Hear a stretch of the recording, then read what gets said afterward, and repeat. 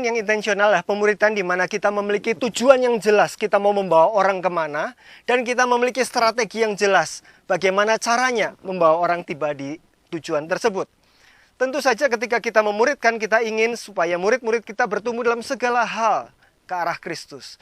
Tetapi tujuan itu tidak akan serta-merta kita capai dalam waktu yang singkat.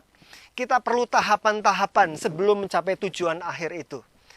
Ketika kita memikirkan pemuritan yang intensional, kita bukan hanya menetapkan tujuan akhir, tetapi kita juga menetapkan tujuan-tujuan antara sampai kepada tujuan akhir itu.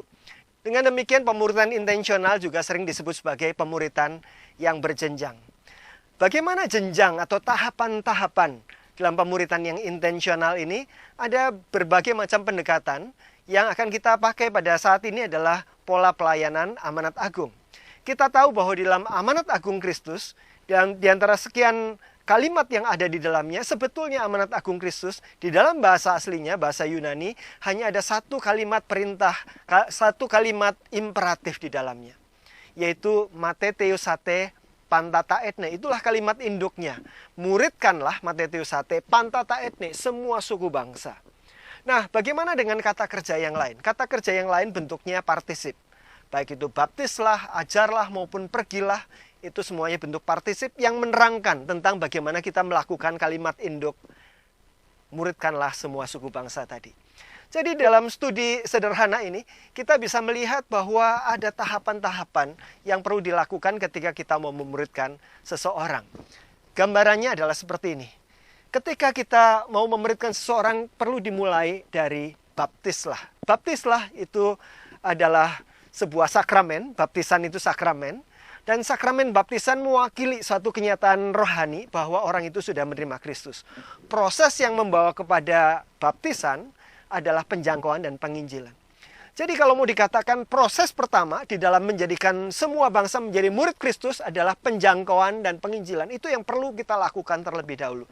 Kita menjangkau orang di mana mereka berada, dan setelah kita menjangkau mereka, kita memberitakan Injil sehingga mereka menjadi petobat baru. Itulah langkah pertama, tahap pertama.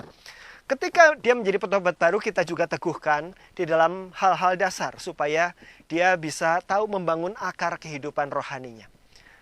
Kemudian setelah itu, di dalam amanat agung, setelah baptislah dan seterusnya masih koma. Dilanjutkan dengan partisip yang kedua, yaitu ajarlah.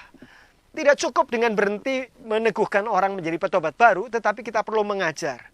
Dan di dalam bahasa tahap-tahap pertumbuhan, ajarlah ini adalah bersifat pembinaan dan pemerlengkapan.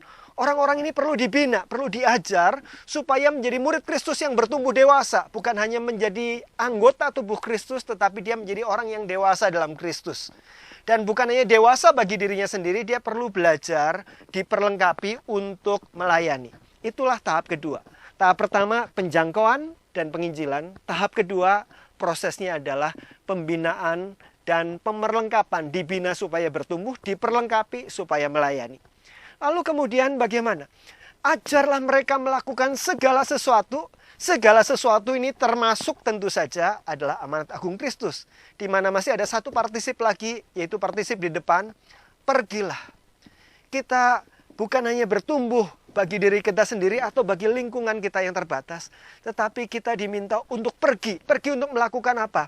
Untuk menjadikan semua bangsa murid Kristus. Jadi di sini seseorang yang tadinya dimuridkan, sekarang diminta untuk memuridkan orang lain lagi. Inilah yang disebut sebagai pelipat gandaan rohani. Dan orang itu hanya tidak diutus kepada orang-orang di lingkungan terdekat saja. Bahkan kalimat induk dalam amanat agung berbunyi, muridkanlah semua suku bangsa. Itulah pengutusan. Jadi tahap ketiga adalah tahap pelipat gandaan dan pengutusan. Di mana orang kemudian akan pergi bisa ke seberang lautan, bisa ke seberang jalan untuk membawa orang mengalami seluruh proses ini. Penginjilan, penjangkauan dan penginjilan, pembinaan dan pemerlengkapan, pengutusan dan pelipat gandaan, demikian seterusnya.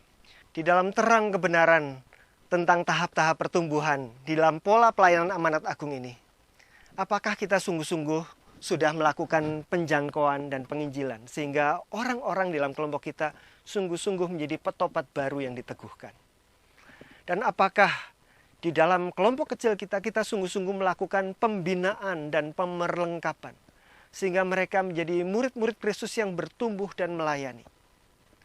Dan apakah di dalam kelompok kecil kita, dalam kelompok pemuritan kita, orang-orang sedang dipersiapkan untuk diutus dan berlipat ganda, melakukan proses yang sama yang sudah mereka alami kepada lebih banyak orang lagi.